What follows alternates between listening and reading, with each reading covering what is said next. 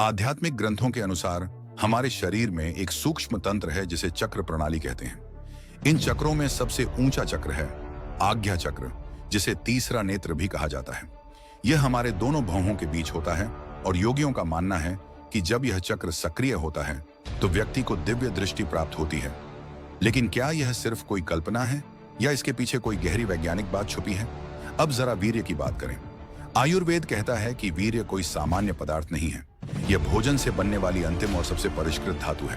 चरक संहिता में लिखा है कि वीर्य आत्मा का सार है। जिस तरह दूध से घी बनता है, उसी तरह अन्न से रस, फिर रक्त, मांस, मेद, अस्थि, मज्जा और अंत में वीर्य बनता है। इस प्रक्रिया में लगभग 40 दिन लगते हैं और शरीर की असीम ऊर्जा खर्च होती है। अब सोचिए, अगर इस ऊर्जा को संभाल कर रखा जाए तो क्या यह केवल शरीर में जमा रहेगी? नहीं, यह ऊर्जा ऊपर उठने लगती है, मस्तिष्क की ओर और खास तौर पर पिनियल ग्लैंड की ओर। पाइनियल ग्लैंड ही वो ग्रंथि है जिसे विज्ञान भी थर्ड आई कहता है। यह ग्रंथि मेलाटोनिन नामक हार्मोन बनाती है जो नींद, जागरूकता और मानसिक शांति को नियंत्रित करता है। जब वीर्य की ऊर्जा इस ग्रंथि तक पहुंचती है तो इसका सक्रिय होना शुरू हो जाता है। योगी इस प्रक्रिया को ऊर्जा का आरोहण कहते हैं। स्वामी विवेकानंद ने भी कहा था, ब्रह्मचर्य ही वह शक्ति है जिससे आत्मा जागृत होती है।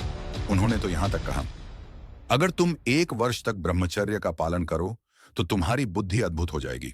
अब आते हैं वैज्ञानिक प्रमाणों पर। एक रिसर्च के अनुसार जब कोई व्यक्ति लंबे समय तक सेक्सुअल रिजर्वेशन रखता है, यानी ब्रह्मचर्य का पालन करता है, तो उसके शरीर में डोपामिन, सेरोटोनिन और टेस्टोस्टेरोन जैसे हार्मोन का स्तर प्राकृतिक रूप से बढ़ता है। ये हार्मोन न केवल मानसिक स्पष्टता लाते हैं बल्कि पाइनियल ग्लैंड को एक्टिवेट करने में भी मदद करते हैं।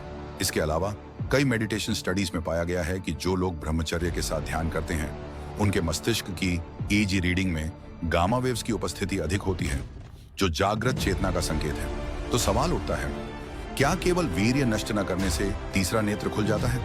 नहीं, ये पहली सीढ़ी है। ब्रह्मचर्य केवल वीर्य रक्षा नहीं है बल्कि विचारों की शुद्धि, आहार की पवित्रता और मन की स्थिरता भी जरूरी है। जब शरीर में ऊर्जा नीचे से ऊपर की ओर जाती है तो साधक के अंदर एक नई अनुभूति होती है, जैसे कुछ जाग रहा हो, जैसे चेतना का कोई बंद दरवाजा खुल गया हो। क्या आपने कभी ये अनुभव किया है कि जब आप कुछ दिन ब्रह्मचर्य में रहते हैं तो आपकी आंखें चमकने लगती हैं, आवाज में आत्मविश्वास आता है और दिमाग तेज चलता है? ये सब उसी ऊर्जा का प्रभाव है जो अब नीचे से ऊपर की ओर बह रही है।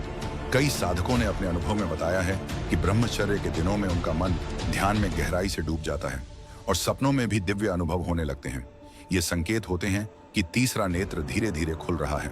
लेकिन इस मार्ग पर धैर्य चाहिए, संयम चाहिए और संकल्प अटूट होना चाहिए। अगर आप भी इस दिव्य शक्ति को अनुभव करना चाहते हैं तो आज से ही ब्रह्मचर्य का अभ्यास शुरू कीजिए। शुरुआत में मुश्किल जरूर होगा, लेकिन जैसे जैसे आप आगे बढ़ेंगे आप पाएंगे कि आपका चेहरा दमक रहा है, सोच सकारात्मक हो रही है और आत्मबल बढ़ रहा है। अब आपसे एक सवाल, क्या आपने कभी ब्रह्मचर्य का अभ्यास किया है? अगर हाँ, तो नीचे कमेंट में जरूर बताइए कि आपको क्या अनुभव हुआ, और अगर नहीं किया तो आज से 7 दिन का संकल्प लेकर देखिए। कमेंट में लिखिए, मैं तैयार हूं तीसरे नेत्र को जगाने के लिए। अगर यह वीडियो आपको अच्छा लगा हो तो इसे अपने दोस्तों और भाइयों के साथ जरूर शेयर करें जो इस रहस्य से अभी तक अनजान हैं।